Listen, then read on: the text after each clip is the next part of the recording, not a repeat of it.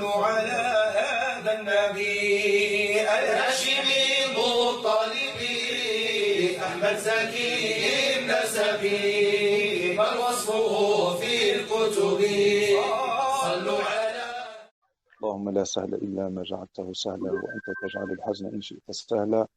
سبحانك لا علم لنا إلا ما علمتنا إنك أنت العليم الحكيم.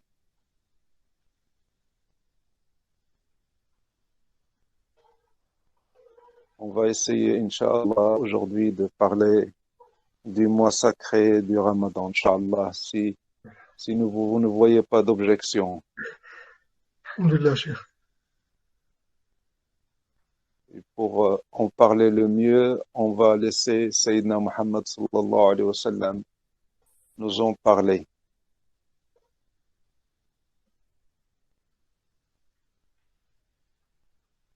Par son hadith, Sayyidina Muhammad sallallahu alayhi wa sallam, il dit: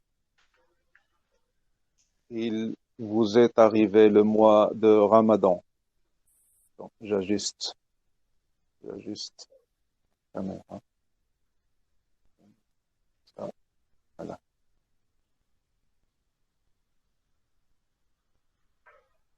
Ça va, je suis visible là?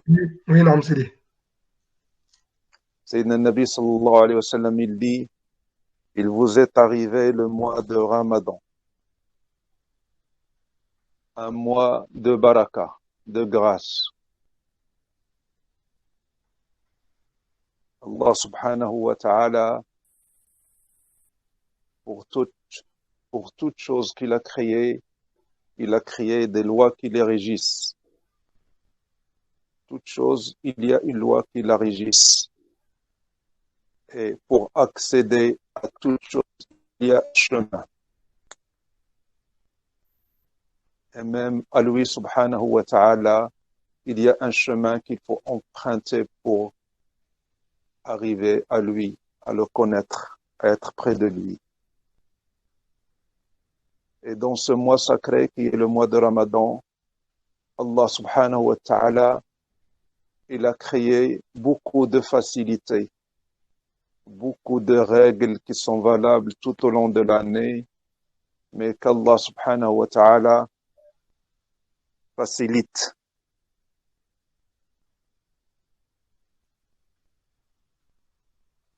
Comme si on peut dire qu'il y a une plus grande facilité d'accès à Allah dans ce mois.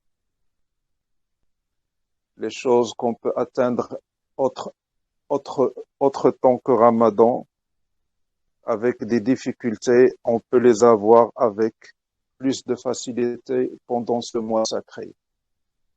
Et ce mois sacré de Ramadan, c'est l'aboutissement de toute l'année et le démarrage de l'année qui vient d'après.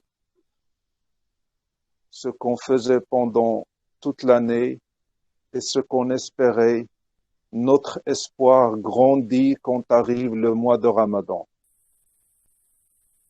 Et le mois de Ramadan aussi a un aboutissement, c'est la nuit du destin. C'est ça l'aboutissement. Tout le monde attend cette nuit qui est la nuit de l'année. Il y a le mois des mois, c'est Ramadan, et la nuit des nuits, c'est la nuit du destin. Et qui, au fait, la traduction de destin ne reflète pas exactement le mot. La nuit des destins, ça veut dire la nuit de l'honneur. La nuit de l'honneur, c'est la nuit où notre cœur est honoré par la lumière du ciel. Les lumières d'Allah subhanahu wa ta'ala, la lumière de Sayyidina Jibril. C'est la nuit de l'honneur. Personnellement, qu'Allah subhanahu wa ta'ala me préserve de toute explication erronée, je tendrai à dire que c'est la nuit de l'honneur. La nuit où on est honoré, notre cœur est honoré par les lumières d'Allah subhanahu wa ta'ala.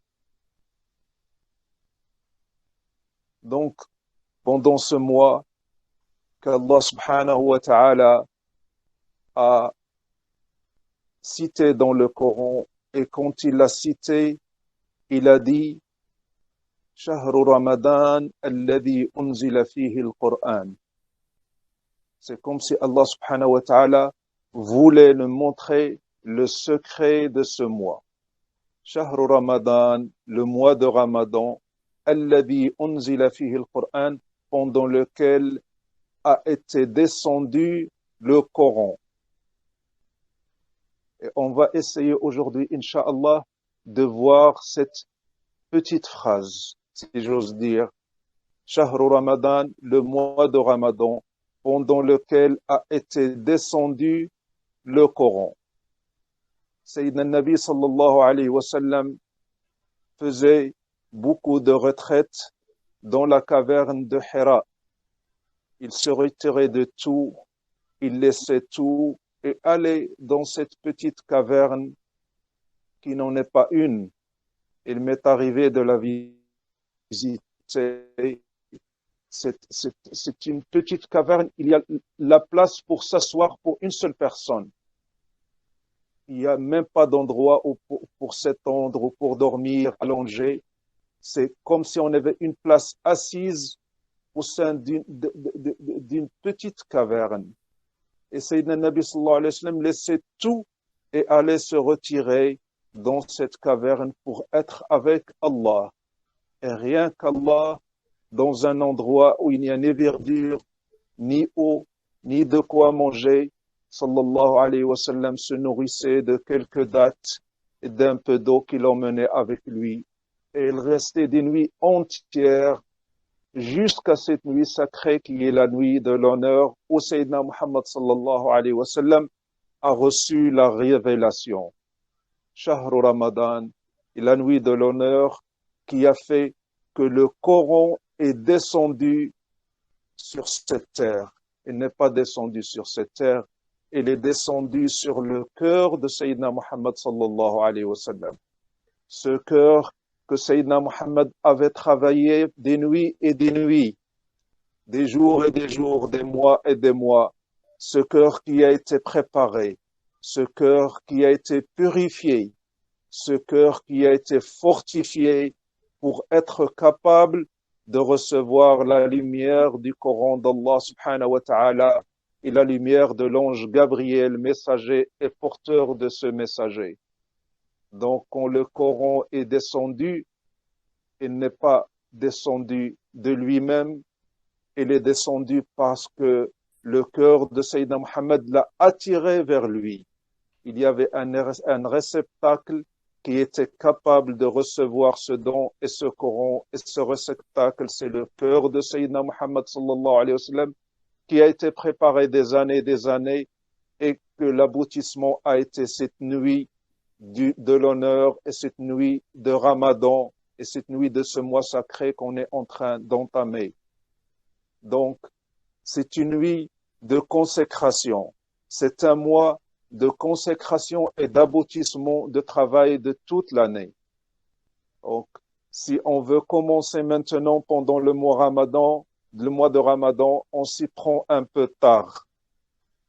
Donc, c'est le travail de toute l'année qu'on essaye de faire aboutir pendant ce mois et pour peut-être arriver à détecter et à recevoir, à être capable de recevoir la lumière d'Allah subhanahu wa ta'ala pendant cette nuit de l'honneur.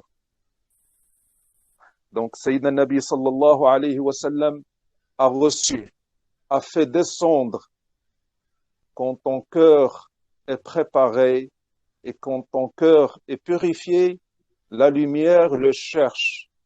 C'est plus toi qui cherches. Tu es mouride. Tu demandes Allah subhanahu wa ta'ala et la lumière et la grâce d'Allah subhanahu wa ta'ala. Mais quand ton cœur atteint un certain état de purification et de pureté, c'est lui qui attire la lumière d'Allah subhanahu wa ta'ala vers lui. Tu demandes, et après avoir demandé sincèrement et sérieusement, tu deviens demandé. Au début, tu demandes, après tu es demandé. Tu es mouride, et après tu deviens mourad. Donc, ce mois sacré et cette nuit sacrée, c'est le mois de la facilité d'accès. Et qu'Allah subhanahu wa ta'ala nous ouvre ses portes. nous ouvre ses portes et nous demande de nous consacrer qu'à lui, subhanahu wa ta'ala. Parce que le fait de jeûner, c'est des choses qui étaient halal et qui deviennent haram. Manger, c'était autorisé, licite. Boire, c'était licite. Ça devient illicite. Quelque chose qui, pour nous, est indispensable. Il faut boire et manger. Mais pendant ce mois, pendant les journées de ce mois, ça devient haram. L'eau devient haram. Boire un peu d'eau devient haram. Et ça, c'est le jeûne du corps. On prive le corps de nourriture et de boisson. Donc, quand le corps fait quelque chose, il y a toujours un effort parallèle pour le cœur. L'islam, c'est une adoration complète. Tout ce qu'on fait avec le corps doit correspondre à un effort et quelque chose qu'on doit faire avec le cœur. Jamais le cœur ne travaille seul et jamais le corps ne travaille seul. Ils vont de pair. Tant que notre esprit habite ce corps, l'adoration est une adoration double, du corps et du cœur. C'est comme quand tu fais la prière et tu te mets debout et tu orientes ton visage vers la Kaaba, qui est la maison d'Allah subhanahu wa ta'ala. En même temps, ton cœur doit s'orienter vers Allah. Et chez Awliya Allah, chez les Walid d'Allah, en islam en général, quand tu fais quelque chose avec le corps et tu ne la fais pas avec le cœur, on dit qu'Allah subhanahu wa ta'ala nous préserve, on dit que tu es hypocrite. C'est comme si je viens chez toi et je te dis, je t'aime, alors que mon cœur ne t'aime pas. De quoi on te qualifie? On te qualifie d'hypocrite. Et quand tu te mets debout devant Allah, et tu orientes ton visage vers sa maison, la Kaaba, et tu dis Allahu Akbar, Allah est le plus grand, je n'ai d'intérêt et d'une orientation qu'Allah, et que ton cœur en même temps est distrait par la vie, par les soucis, par l'argent, par la famille, qu'est-ce qu'on peut dire de toi? Qu'Allah subhanahu wa ta'ala nous préserve. On dit qu'on est hypocrite. Et pendant ce jeûne de Ramadan, où tu prives ton corps de choses halal, ça veut dire que aussi ton cœur, tu dois le priver de choses halal. Ça veut dire que ton cœur, en même temps, doit se priver de toutes les choses auxquelles tu t'intéressais avant le Ramadan. Tu pouvais penser, tu pouvais être habité par des pensées, réfléchir. Et tout ça, tu dois enlever de ton cœur tout. Même penser à ton travail, même penser à tes soucis. Pendant toute la journée, même la journée et la nuit, tu dois priver ton cœur de ces distractions. Le halal devient haram. Et pour un croyant, pour un cheminant, pour celui qui demande Allah subhanahu wa ta'ala, tout est haram sauf Allah. Tout est haram. Priver son cœur de tout sauf de Allah. Et quand tu fais le jeûne et tu prives ton corps et ton cœur de ces choses-là, alors ton cœur devient purifié et il peut être digne de recevoir la lumière d'Allah subhanahu wa ta'ala pendant la nuit de l'honneur. Donc, شهر رمضان الذي أنزل فيه القرآن.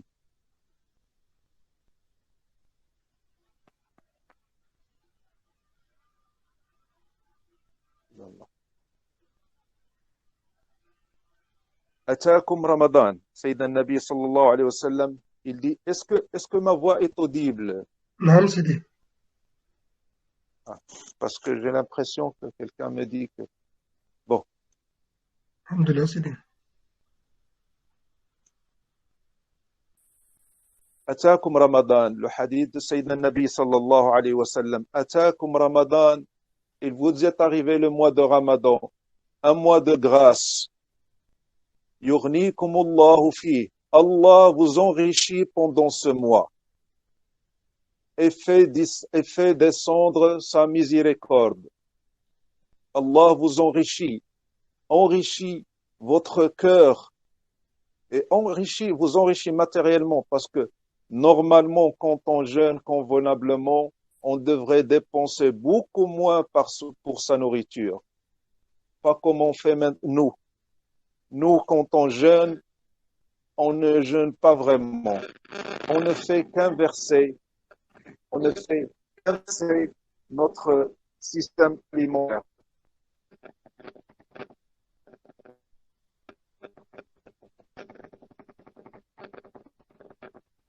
Ce qu'on mangeait le jour, on le commence à le manger la nuit.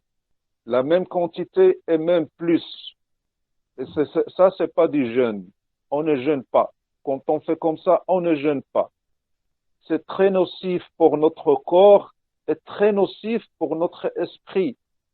Parce que la nuit qui arrive et à laquelle on doit être préparé avec un corps léger, avec un corps préparé, sans nourriture,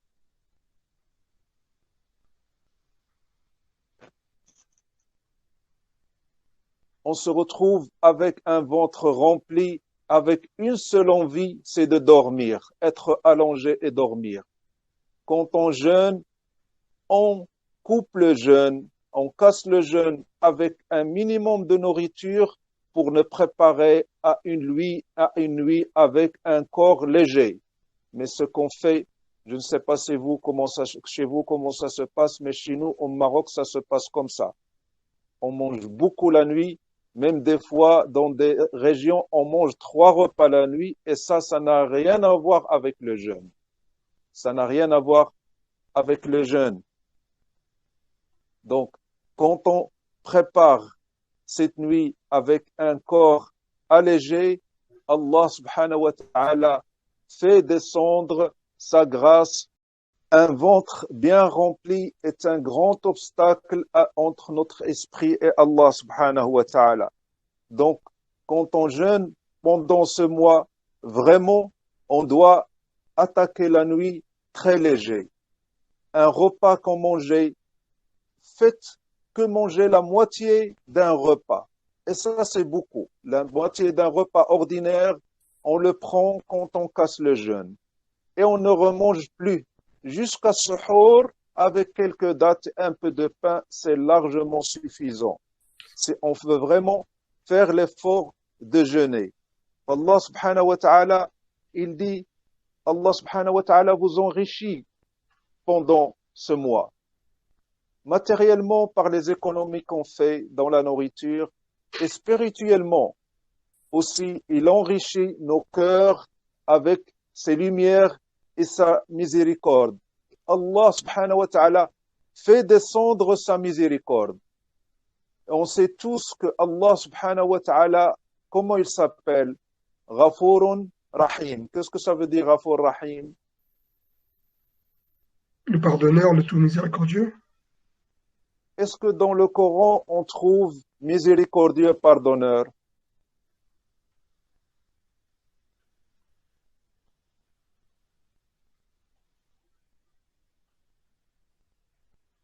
Ça se trouve pas.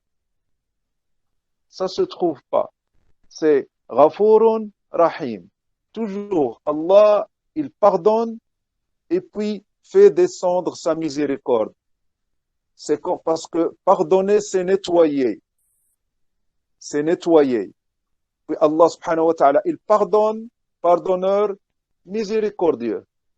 Sauf pendant ce mois de Ramadan. Le Ramadan, il y a un hadith qui dit Awwaluhu maghfira, son début est un pardon. Awwaluhu rahma, son début est une miséricorde.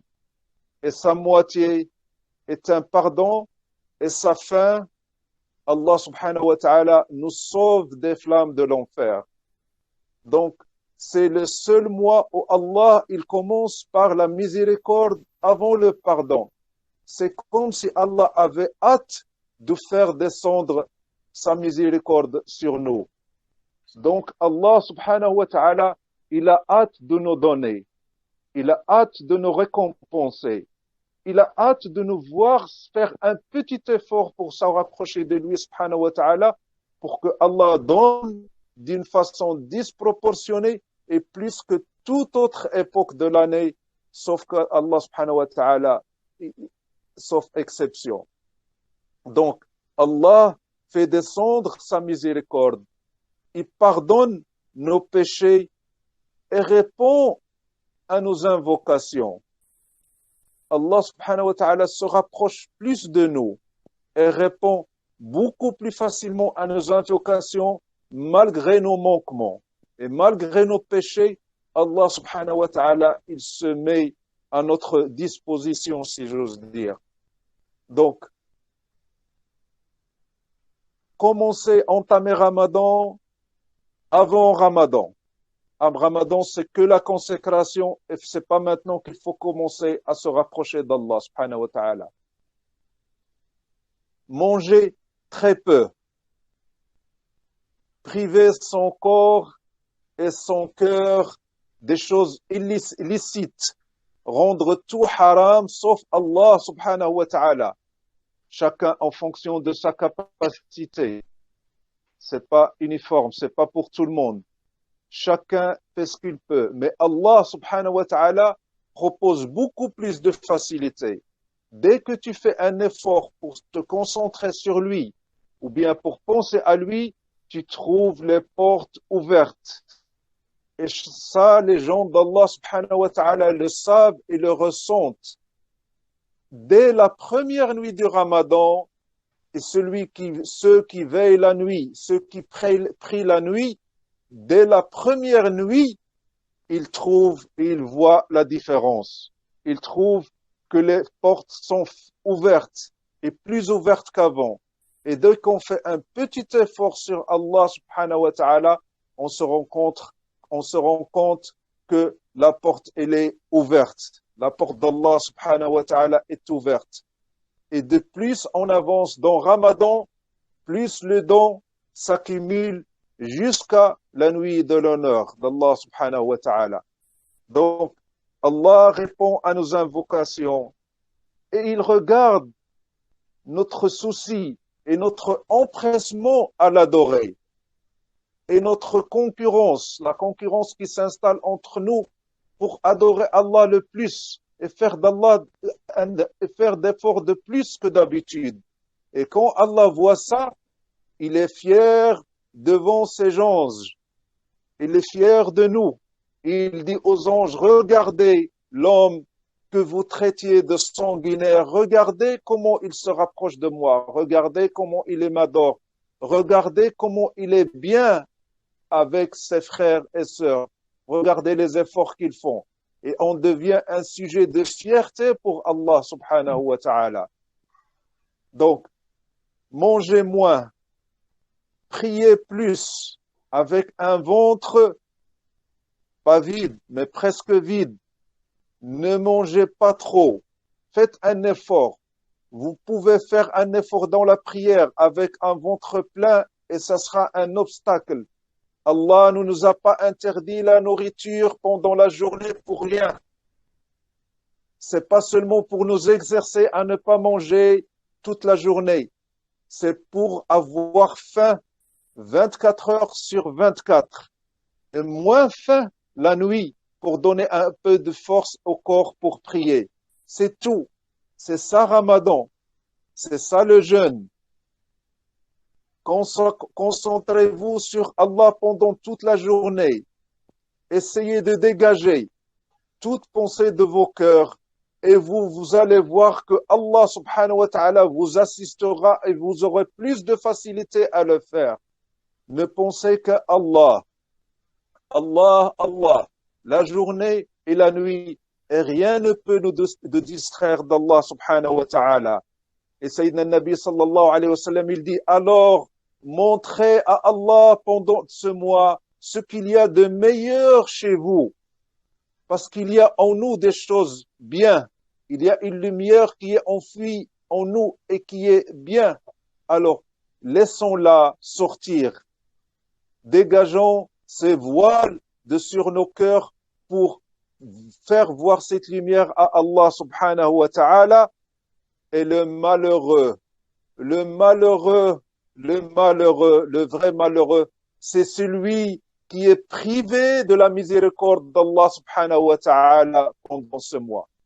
Ne croyez pas que jeûner, c'est ne pas manger et boire la journée. C'est pas ça jeûner, du tout. Tout ça, ça a un sens. Tout ça, ça se répercute sur notre cœur et sur notre esprit. Faites l'effort pendant la journée. Faites de l'endurance pendant la nuit. Et orientez-vous vers Allah. Et faites ces efforts pour Allah. Et si Allah subhanahu wa ta'ala ne vous ouvre pas ses portes, traitez-moi de menteur et je l'assumerai. Ce mois est un mois de baraka et de mois de grâce. Alors ne parlons pas de haram. Alors pendant ce mois, on ne doit pas parler de haram. Je ne vais pas vous dire, ne mentez pas, ne faites pas de médisance, ne regardez pas le haram. C'est pas la peine de le dire. Si on commence à dire ça pendant ce mois, on va perdre du temps. Le haram n'a plus de place dans ce mois. Et Allah subhanahu wa ta'ala, les facilités qu'il nous met pour nous éloigner de haram sont extraordinaires. Allah nous veut pour lui. Allah nous aime. Allah veut nous voir rapprocher de lui. Donc, il nous montre, si j'ose dire, des astuces pour être auprès de lui. Il nous montre des facilités. Faites ceci, jeûnez vraiment, et vous allez voir la grâce d'Allah subhanahu wa ta'ala. شهر رمضان الذي أنزل فيه القرآن. Et le Coran, il est descendu sur qui? Sur le cœur de qui? Sur le cœur de Sayyidina Muhammad sallallahu alayhi wa sallam. Et quand il est descendu sur le cœur de Sayyidina Muhammad, il y est resté. Qu'est-ce qu'il en a fait, Sayyidina Muhammad sallallahu alayhi wa sallam? Il a propagé la lumière du Coran dans l'humanité, sur l'humanité et sur l'univers. Donc toi aussi, tu peux faire descendre le Coran sur ton cœur pendant ce mois de Ramadan. Toi aussi, ce mois de Ramadan, fais descendre le Coran sur ton cœur du cœur de Sayyidina Muhammad sallallahu alayhi wa sallam. Donc, pendant le mois de Ramadan, le Coran est descendu sur le cœur de Sayyidina Muhammad sallallahu alayhi wa sallam grâce à la purification du cœur de Sayyidina Muhammad, et nous purifions nos cœurs, et le Coran descendra du cœur de Sayyidina Muhammad sur notre cœur. Et je dis pas des paroles en l'air. Le Coran est un moyen de connexion avec le cœur de Sayyidina Muhammad sallallahu alayhi wa sallam pendant ce mois sacré. Et on peut voir la lumière de Sayyidina Muhammad descendre sur nos cœurs si on fait le travail nécessaire. Donc, Ramadan, c'est jeûner. Et jeûner, c'est pas arrêter de boire et de manger. C'est de se priver de tout sauf d'Allah. Alors, concentrez-vous sur Allah. Faites beaucoup de dhikr. Mangez peu. Et par la grâce d'Allah subhanahu wa ta'ala, je demande à Allah qu'on va vivre et qu'on vivra la nuit de l'honneur où notre cœur sera honoré. Elle est toujours honorée par la lumière de Sayyidina Muhammad. Mais pendant cette nuit, on le voit. Pendant cette nuit, on le vit.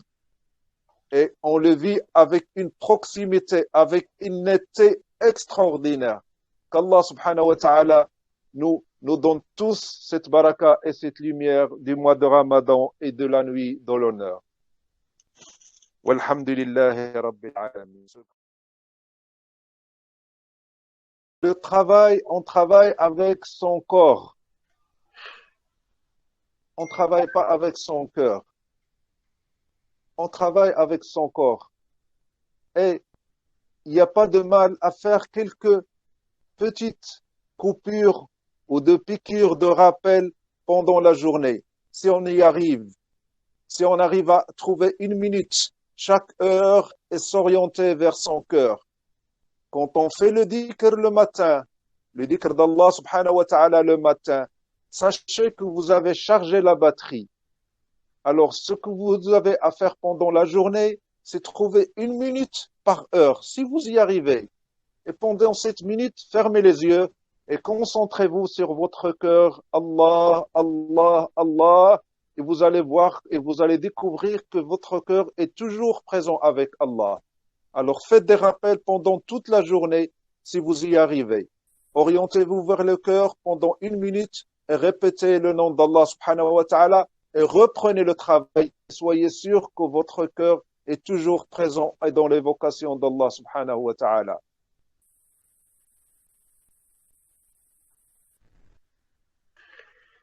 على هذا النبي الهاشمي المطلبي أحمد زكي النسبي بل وصفه في الكتب صلوا على هذا النبي الهاشمي المطلبي أحمد زكي النسبي